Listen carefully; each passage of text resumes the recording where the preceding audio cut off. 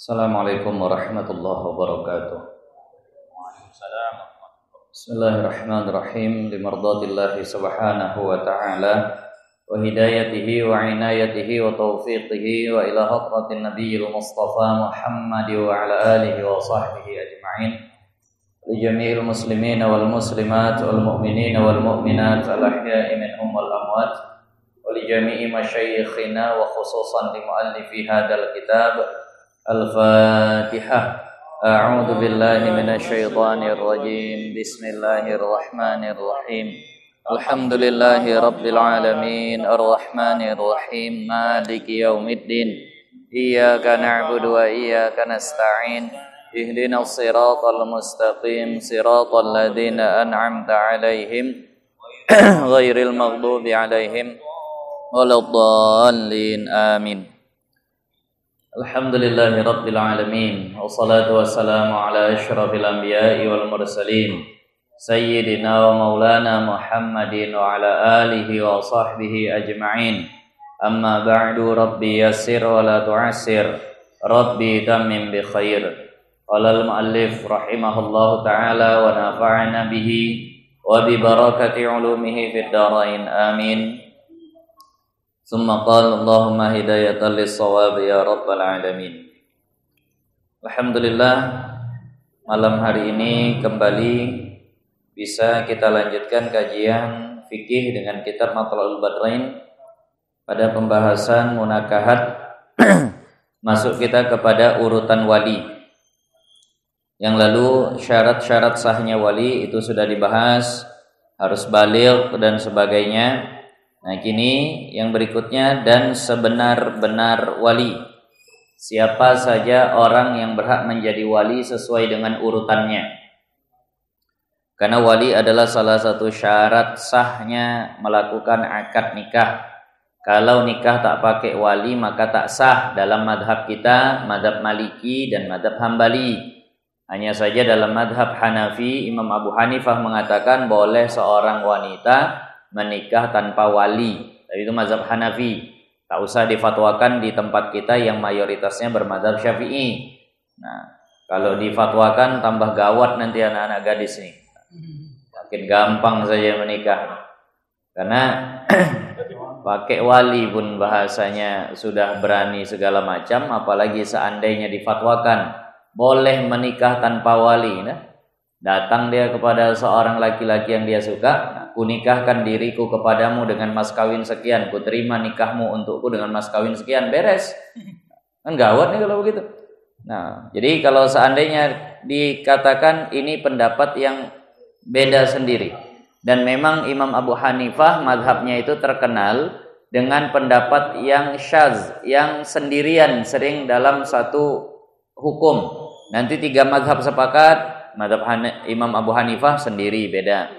Karena memang dari tiga rangkaian madhab ini, hanya madhab Hanafi saja yang tidak ada sanad bersambung di antara mereka berempat. Kalau madhab Hambali, Imam Ahmad bin Hambal muridnya Imam Syafi'i, Imam Syafi'i muridnya Imam Maliki. Jadi wajar kalau seandainya mereka sering sama. Nah, Imam Abu Hanifah beda sendiri. Maka oleh sebab itu inilah yang menjadikan pendapat-pendapat Imam Abu Hanifah itu agak beda. Ketiga madhab menyatakan sholat boleh dijamak, sementara madhab Hanafi mengatakan tak ada sholat jamak, beda sendiri. Nah, jadi hal-hal yang seperti itu sering terjadi. Nah, ini pendapat yang seperti ini tak layak difatwakan dan jangan difatwakan. Kalau ada orang menikah tanpa wali tetap kita hukumi tidak sah. Nah, itu tadi. Nah, siapa orang yang berhak menjadi wali? Siapa orang yang berhak menikahkan seorang wanita? Dan sebenar-benar wali itu bapaknya. Jadi yang paling layak untuk menikahkan seorang wanita itu adalah ayahnya. Nah, kalau ayahnya sudah tidak ada, urutan berikutnya siapa? Dan bapak-bapaknya, artinya kakeknya. Kakek tapi dari pihak ayah. Kalau kakek dari pihak ibu itu tidak berhak menjadi wali. Nah, bapak-bapaknya hingga ke atas, terus ke atas maksudnya. Nah, terus ke atas. didahulukan yang hampir daripada mereka itu. Didahulukanlah yang lebih dekat. Misal ada kakek, ada buyut. Buyut. Namanya buyut. Di atas kakek? Iya, buyut. Di sini? Unyang. Nah. Ya, kalau di tempat kami buyut. Nah. Jadi kalau masih ada kakek dan buyut, dia dahulukan kakek baru buyut atau unyang tadi. Nah, dahulukanlah kakek baru unyang. Nah, jarang sekarang sudah dijumpai lagi sampai tingkat buyut ini masih dijumpai. Nah, nikah lama, umur pendek. Nah, gimana mau punya cicit? Nah, tak jumpa sama cicit. Nikah lama umur 30. Nah, meninggalnya cepat. Dapat cucu saya alhamdulillah. Ini kadang cucu pun tak jumpa. Kalau orang dulu nikah cepat, umur panjang, maka jumpa sama cicitnya. Nah, jadi kalau seandainya ada begitu, maka didahulukan kakek daripada buyut tadi. Nah, maka yang hampirnya. Nah, kemudian maka segala asabah. Kalau sudah tak ada ayah, tak ada kakek, maka asabah. Seperti tertib mempusakai, seperti tertibnya warisan. Nah, mereka itu siapa saja? Maka didahulukan saudara seibu sebapak. Bahasa kita saudara kandung. Tak ada ayah, maka pindah ke kakek. Tak ada kakek, pindah ke buyut. Tak ada terus ke atas, maka yang berhak berikutnya adalah saudara seibu sebapak atau bahasa kita saudara kandung. Yang mana abang atau adik? Kalau ini nanti urutannya yang paling faham agama itulah yang didahulukan. Nah, sama-sama sudah baligh, sama-sama sudah berhak menjadi wali, memenuhi syarat menjadi wali. Maka mana di antara abang-abangnya yang dia pilih jadi wali? Maka di antara yang memang menjadi patokan adalah yang paling dekat, yang paling bagus agamanya. Nah, jadi itu yang lebih didahulukan. Nah, kalau seandainya saudara kandungnya banyak. Nah, kalau seandainya saudara seibu sebapak sudah tak ada ataupun dia tak punya, nah, kemudian saudara sebapak. Nah, maka kemudian berikutnya adalah saudara seayah. Nah, saudara seayahlah yang menjadi wali. Saudara seayah jangan bingung lagi. Nah, gambaran saudara seayah itu bagaimana? Ya, saudara seayah itu ayahnya sama, maknya beda. Nah, ayah sama, mak beda. Nah, ada seorang laki-laki misal punya 2 orang istri. Nah, dari istri pertama anak perempuan, dari istri kedua anak laki. Perempuan sama laki ini namanya saudara seayah. Nah, perempuan ini mau nikah, ayah udah tak ada. Misalnya saudara kandung tak punya, maka pindahlah ke saudara sebapaknya tadi. Itulah yang berhak menikahkan. Nah, itu namanya saudara sebapak. Kemudian saudara sebapak pun misal sudah tak ada. Kemudian maka anak saudara seibu sebapak. Nah, keponakan dari saudara kandung, anak saudara kandung. Nah, tadi keponakan, nah, dari anak dari saudara seibu sebapak. Jadi tadi. Tapi ini yang laki-laki lah terus nih kalau seandainya begini.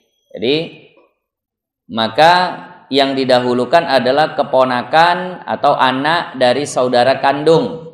Anak dari saudara kandung itulah yang menikahkan. Nah, kalau sudah tak ada juga, kemudian anak saudara sebapak. Nah, anak saudara sebapak. Dia punya abang sebapak.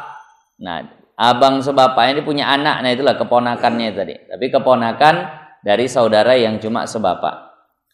Nah, ini terkadang orang pas membahas ini berputar otaknya. Karena banyak seibu, sebapak, saudara, terlalu banyak kait-kaitnya begitu, akhirnya tak tergambar lagi siapanya nih. Nyebutnya udah tak tahu. Nah, jadi maka diikut keponakan. Jadi keponakan berhak menjadi wali kalau bibinya nikah, misal begitu. Nah, kalau uaknya menikah boleh dia jadi wali.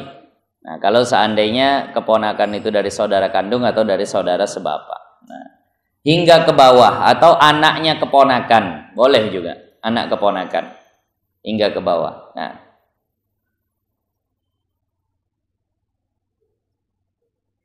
kemudian maka bapak muda. Ini ada pula istilah bapak muda.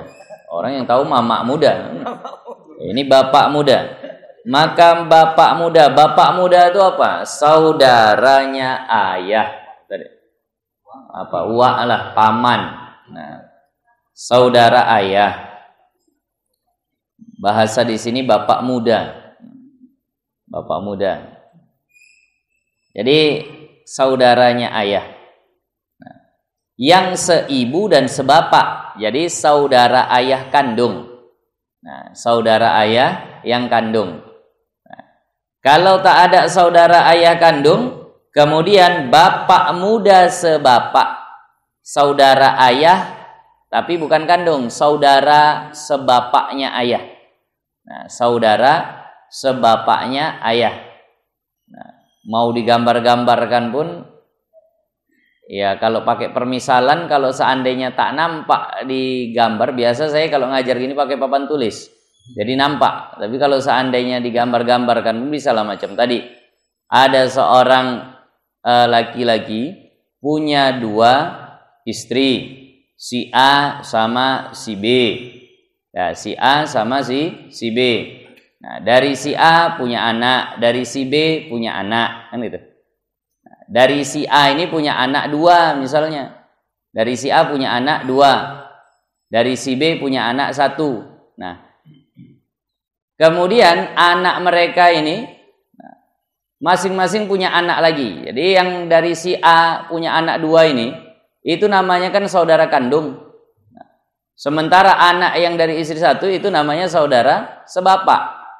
Nah, jadi anak mereka, kalau anak si A ini yang kedua-dua ini, itu memandang mereka berdua saudara kandung, maka dipanggillah satu sama lain itu paman atau bibi kandung. Sementara yang satu lagi itu paman sebapak gitu. Nah, paman juga tapi anak dari saudara sebapaknya ayah. Nah, maka kalau nggak digambarkan memang agak payah kalau yang tak cepat faham lah.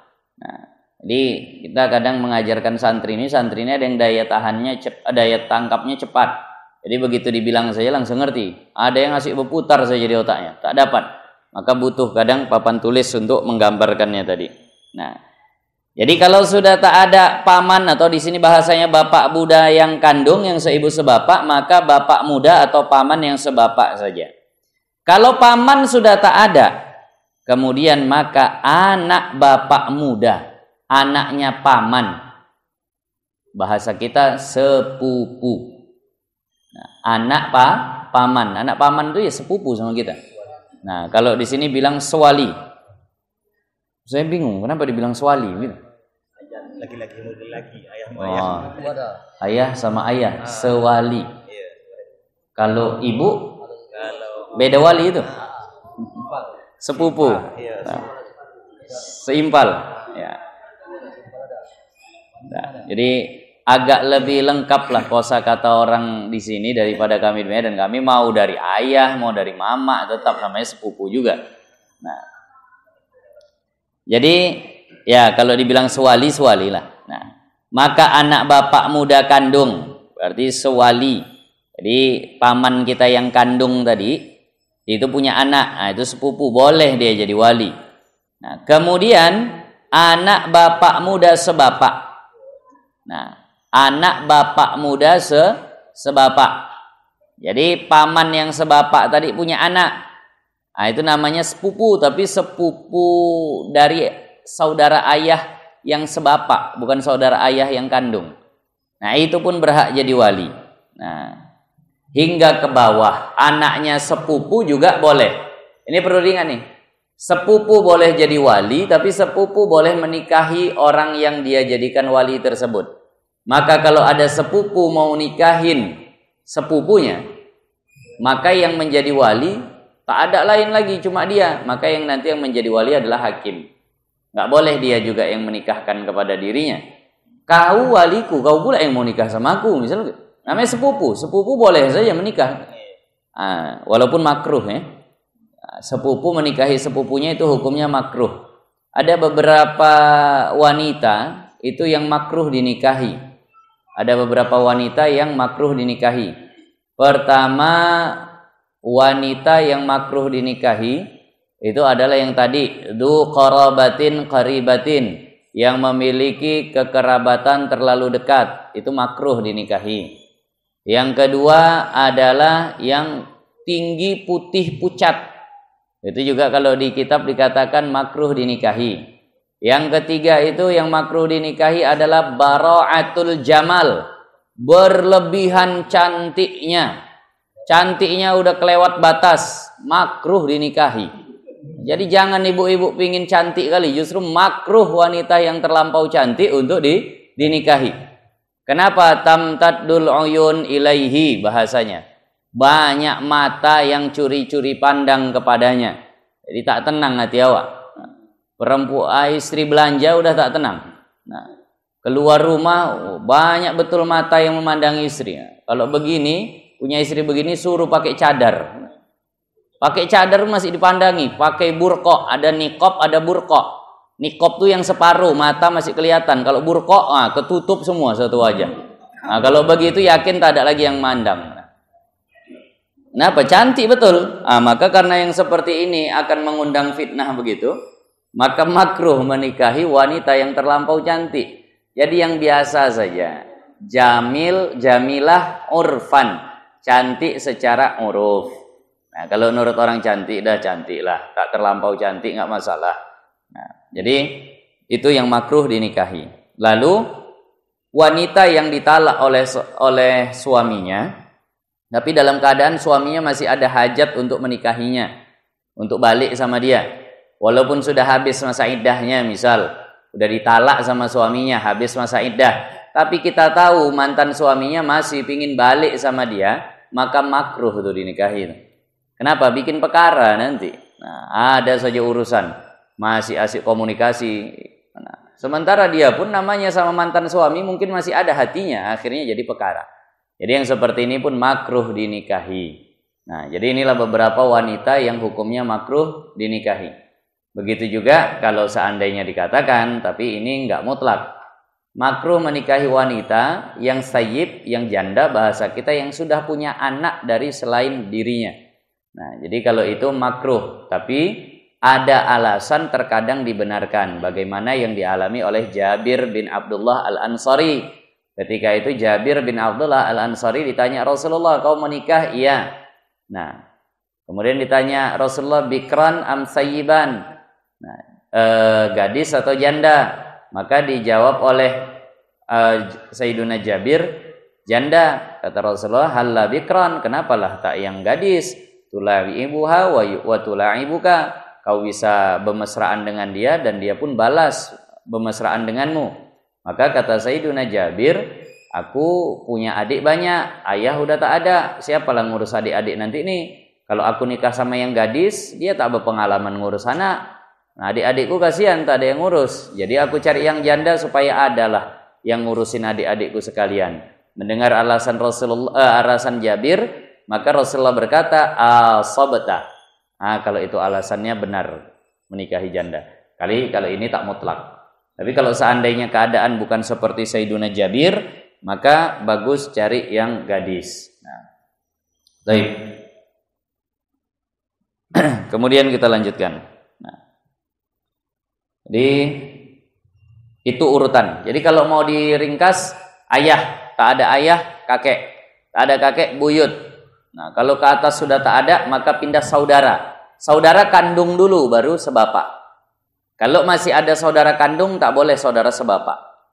Nah, jadi harus saudara kandung dulu. Nah, saudara kandung tak ada, barulah saudara sebapak. Saudara sebapak pun tak ada, artinya tak punya saudara. Anaknya saudara. Maka urutannya seperti tadi juga, anak saudara kandung dulu. Tak ada anak saudara kandung, anak saudara sebapak. Nah, keponakan, bahasa kita keponakan kandung dulu, baru keponakan sebapak. Wah, ini tak ada juga, misal barulah pindah ke paman. Di sini yang kadang sebagian orang awam payah agak nerima. Seolah derajat paman itu lebih tinggi daripada derajat keponakan. Jadi ini pernah terjadi di daerah sana. Ayah udah tak ada. Nah, kemudian saudara pun tak ada. Udah pada meninggal. Akhirnya waktu mau menikah, pamannya bilang, akulah yang menikahkan. Oh tidak, anak dari almarhum abangnya dulu. Baru ke paman. Apa pula aku dilangkai? Aku lebih tua katanya. Bukan masalah tua. Ini masalah urutan tertibnya begitu. Ini yang kadang tak paham. Karena memang kalau dari segi segi tutur, segi sopan santun memang paman seolah derajat lebih tinggi dari keponakan kan begitu. Tapi ini hukum tak bisa pula dibawakan ke seperti itu. Jadi merajuk pamannya tadi. Tak mau kalau bukan dia yang menikahkan. Jadi memang urutannya anak almarhum abangnya dulu, barulah kepada pamannya. Nah, paman ini pun dahulukan paman kandung. Paman kandung itu maksudnya apa? Saudara kandungnya ayah dulu. Nah, saudara kandungnya ayah. Mau adik, mau abangnya terserah. Nah, tadi anak dari kalau tadi keponakan sudah tak ada, nah baru pindah ke paman. Nah, kalau paman itu sudah tak ada, kalau seandainya saudara keponakan sudah tak ada, maka pindah ke paman. Paman pun dahulukan paman kandung. Artinya saudara kandungnya ayah. Jadi urutannya tadi. Ayah, kakek, tak ada kakek saudara sekandung, tak ada saudara sekandung, saudara sebapak, tak ada anak saudara kandung, tak ada juga anak saudara sebapak, tak ada paman. Paman kandung, tak ada paman kandung, paman sebapak. Tak ada juga keduanya, paman kandung tak ada, paman sebapak tak ada, maka anaknya paman kandung. Anaknya paman kandung, sepupu, sewali tadi bahasa orang sini. Tak ada juga, maka anak paman yang sebapak. Nah, ini terus ke bawah, berarti sepupu atau sewali. Berarti anaknya sewali juga boleh, anaknya sepupu juga boleh. Karena di sini bahasanya hingga ke bawah. Nah, dua wali bahasanya. Bentar dulu. Dua wali. Kalau seandainya anak sepupu, anak sewali, anak paman. Kalau dua wali itu bukan begini, bukan cucu dengan cucu. Ya kan? Artinya turun dua-dua. Ini enggak turun dua-dua. Ini tetap dia, tapi sepupunya udah tak ada. Maka wanita ini tak punya lagi sepupu, anaknya sepupu nih. Itu apa namanya? Dua wali sama wanita nih. Kemanaan sewali. Kemanaan sewali. Kalau dua wali kan kalau anaknya wanita ini lagi, gitu baru dua wali. Nah, ini bukan itu. Ini anaknya itu tadi. Nah, jadi keponakan sewali. Nah.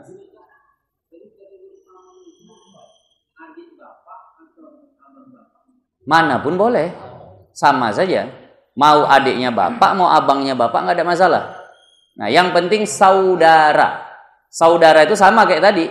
Saudara sebapak seibu, adiknya si wanita ini atau abangnya si wanita ini, manapun boleh. Tinggal lagi nanti yang lebih utama mana, yang paling bagus agamanya, kan begitu. Tapi kalau seandainya sama-sama bagus, hendaklah yang tua dulu didahulukan. Tapi kalau yang tua tak bagus agamanya, maka dahulukanlah yang bagus agamanya. Nah, kalau itu pun sudah tak ada. Sepupu sewali tadi namanya itu pun dah tak ada, anaknya pun dah tak ada. Nah, kemudian maka yang merdekakan dia. Nah, ini kalau dia budak. Nah, kalau seandainya tak punya, maka yang memerdekakan dia. Istilahnya maula mu'tiqah. Maula itu artinya orang yang memerdekakan. Itu hukumnya macam nasab jadinya. Kenapa? Karena jasanya besar betul. Pahala memerdekakan budak itu luar biasa. Amal memerdekakan budak itu betul-betul tinggi. Kenapa? Karena seolah melahirkan dia kembali. Yang asalnya seseorang itu tidak memiliki dirinya. Budak itu kan rendah betul. Budak itu hina betul. Kenapa? Dia sendiri pun tidak memiliki dirinya. Tangannya, mukanya, semua dirinya itu milik tuannya. Maka ketika dimerdekakan seolah terlahir kembali, dia memiliki semua dirinya lagi. Bebas mau ngapain, bebas mau kemana aja. Kalau dulu mau ngapain tanya tuan, mau pergi tanya tuan, tak boleh pergi. Nah, ini kan luar biasa nih amalan memerdekakan budak. Maka jasa orang yang memerdekakan budak itu terus diingat. Kalau ayah itu pakai bin, kalau yang memerdekakan itu pakai maula. Jadi misal Bilal bin Rabah. Bilal bin Rabah siapa yang memerdekakan? Abu Bakar As-Siddiq. Maka julukannya Bilal bin Rabah maula Abi Bakrin, gitu. Bilal bin Rabah yang dimerdekakan oleh Abu Bakar As-Siddiq. Itu disebut itu begitu. Nah, jadi itu tadi maula begitu itu disebut. Kenapa? Karena memang itu jasa luar biasa besar. Bahkan sampai ketika tak ada walinya, maka orang yang memerdekakan budak tadi itu, kalau seandainya budak itu perempuan, dialah yang menikahkan. Ada budak perempuan dimerdekakan oleh seseorang, mau menikah, udah tak ada lagi semua wali dari nasabnya. Maka laki-laki yang pernah memerdekakan perempuan ini, dialah yang menjadi walinya. Itu begitu. Nah, maula istilahnya. Itulah yang dimaksud. Kemudian maka yang memerdekakan dia. Ternyata yang memerdekakannya udah meninggal misalnya. Tak ada juga. Kasus saja. Nah, kemudian maka asobahnya. Maka asobah dari orang yang memerdekakan dia. Siapa maksudnya? Nah, ya tadilah anaknya. Kayak urutan waris lah bahasanya begitu. Nah, ayahnya, seterusnya kalau seandainya dia sudah meninggal. Nah, itu tadi.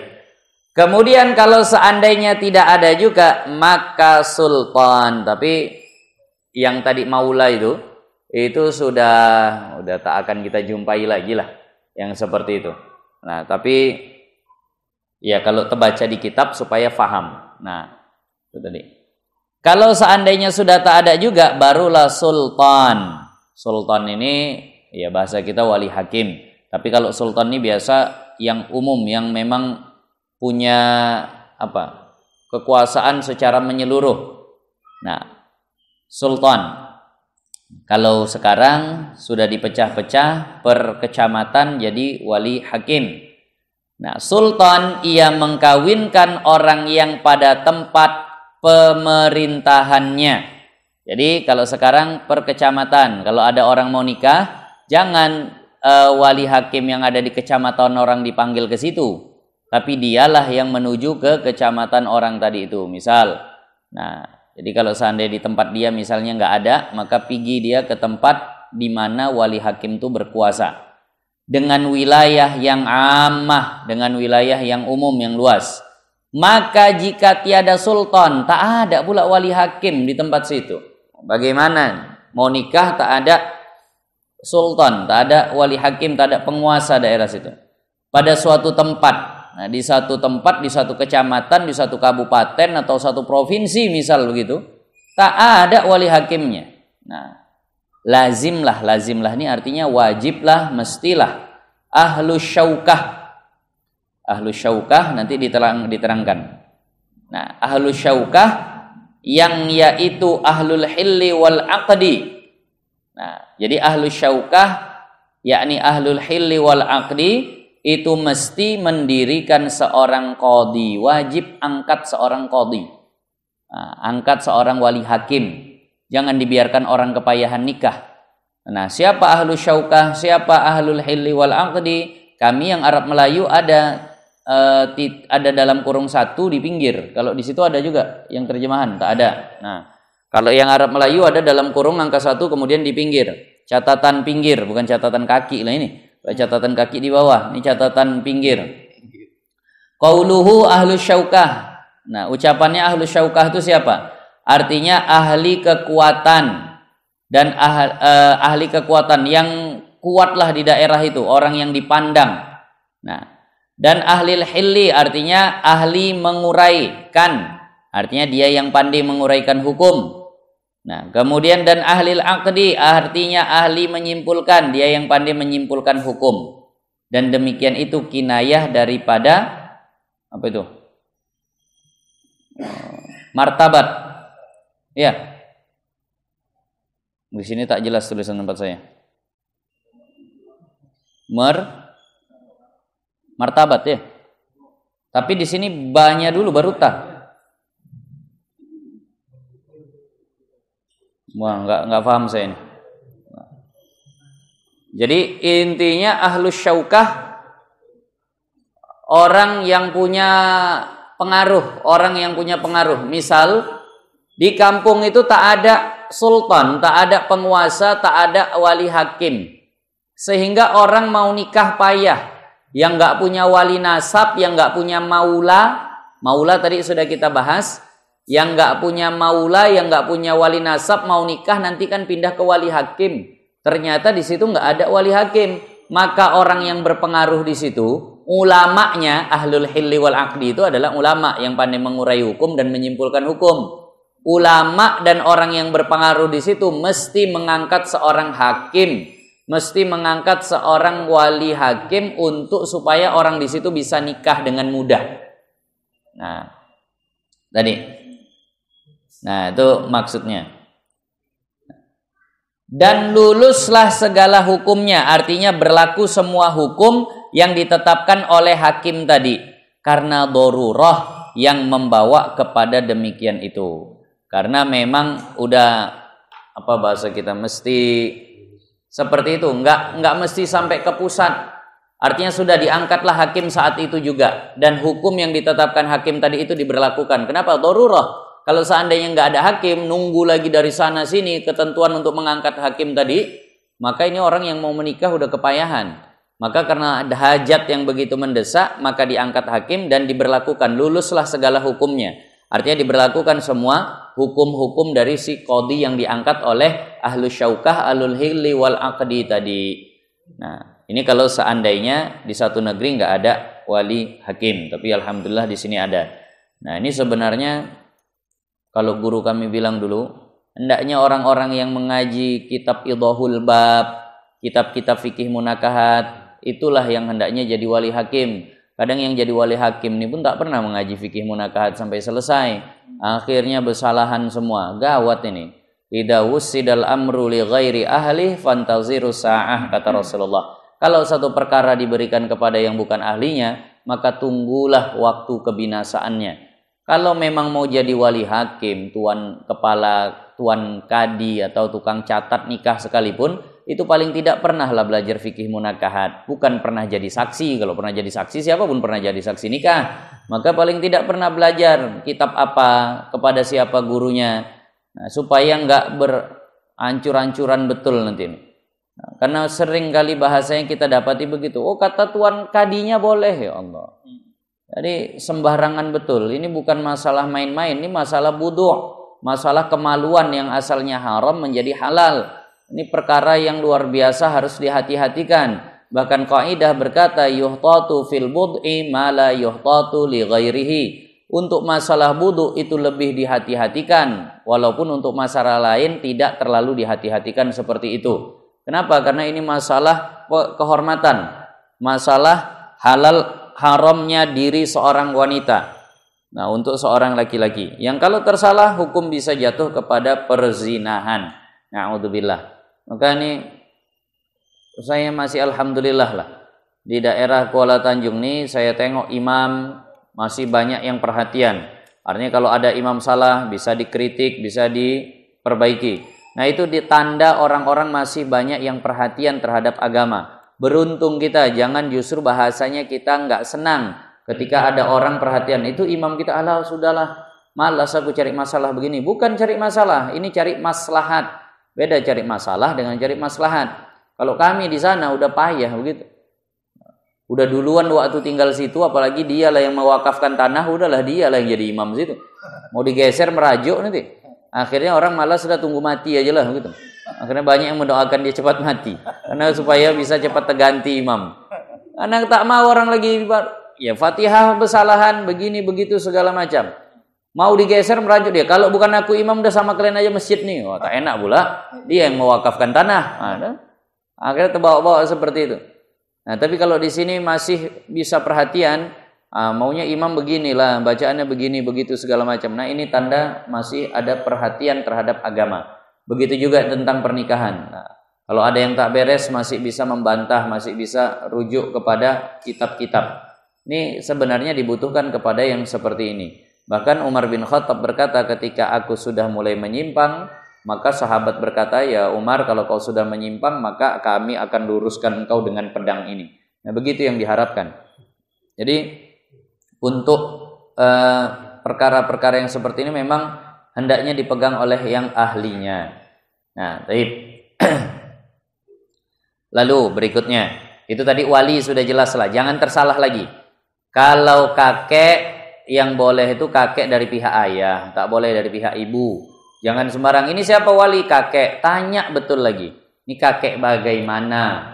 Nah, ya kan dia sudah kakek-kakek, nggak bisa begitu. Nah, tidak semua kakek-kakek bisa jadi wali. Kakek-kakek bagaimana? Kakek memang ini ayah dari ayahnya dia, nah itu boleh. Tapi kalau ini kakek ini ya udah macam dianggapnya macam kakeknya, tetangganya nih sebenarnya, tapi udah dekat betul lah. Udah kayak kakek sendiri, nggak boleh. Ya nggak boleh, nggak ada hukum perasaan di situ. Nah, di sini hukum harus nasab betul. Kadang begitu. Ini abangnya, abang mana nih? Abang angkat, abang tetangga, udah kayak abang kandung tapi Pak. Ya masalah kayak abang kandung segala macam tak ada. Kadang masyarakat awamnya ini luar biasa, awam betul. Nah, main perasaan saja. Iya, memang dia bukan abang kandung Pak, tapi udah macam abang kandung sama saya. Biarlah dia nikahkan saya. Mana bisa begitu? Jadi tanya yang jelas, jangan langsung nurut saja. Ini mana tahu di sini ada yang profesinya jadi tuan kadi, tukang catat, tukang hadir di pernikahan orang. Maka ketika ditanya siapa walinya, bapak nih. Apa status bapak nih terhadap si perempuan ini? Oh, dia ini adalah abangnya. Abang bagaimana? Nah, tanya yang jelas. Abang kandungkah? Abang bagaimana? Suami kakaknya. Wah, abang ipar mana bisa? Nah, itu tadi harus jelas. Abang ipar, abang angkat, abang apalagi lah yang segala macam. Abang seibu itu tak bisa. Yang boleh itu abang seayah, abang sebapak. Jadi kalau ditanya ini siapa? Ini abangnya. Bagaimana hubungannya? Abang kandung, abang sebapak, abang seayah. Kenapa abang seayah? Harus abang kandung dulu. Oh, tak ada. Yang ada kandung tuh perempuan semua. Laki-lakinya inilah seayah. Baru bolehlah begitu. Jadi ditanya yang jelas, jangan langsung catat saja. Ada tuan kadi karena Masya Allah hari Jumat tuh 8 yang mau nikah. Akhirnya udah tak rinci lagi, tak detail lagi. Ini siapa abang? Udah catat saya. Kenapa mau cepat lagi ke sana? Nah, mana bisa begitu? Tanya dulu yang jelas. Nah, ini siapa paman? Paman bagaimana? Tanya dulu. Apakah langsung abang si ayahnya atau bagaimana? Ditanya yang jelas. Jangan asal saja. Jangan orang itu yang dianggap sudah faham. Kadang yang namanya orang awam, siapa yang mau jadi wali? Mereka tak pernah belajar fikih munakahat. Nah, kadang oper-operanda bapak sajalah. Kadang ada abangnya pun, paman lah dulu. Uak kan lebih tua dari awak. Main-main begitu saja. Kenapa? Karena nggak paham hukum. Maka ketika kita menyaksikan begitu, tanya dengan benar. Jangan diserahkan hukum itu kepada mereka yang awam. Nah, ini banyak kali seperti itu. Nah, satu lagi hal lah. Ini mudah-mudahan nggak terjadi di sini. Tapi insya Allah nggak terjadi. Di Medan ini sering terjadi. Orang tua meninggal. Misal ayah meninggal, emak meninggal. Maka di Medan ini sering kejadian. Udahlah. Dulu tak pernah taat, bagaimana biar kali ini dia yang jadi imamnya. Si anak itu yang disuruh jadi imam untuk orang tuanya. Padahal tahu persis, entah mandi wajib pun tak pandai dia. Orang tak pernah ngaji.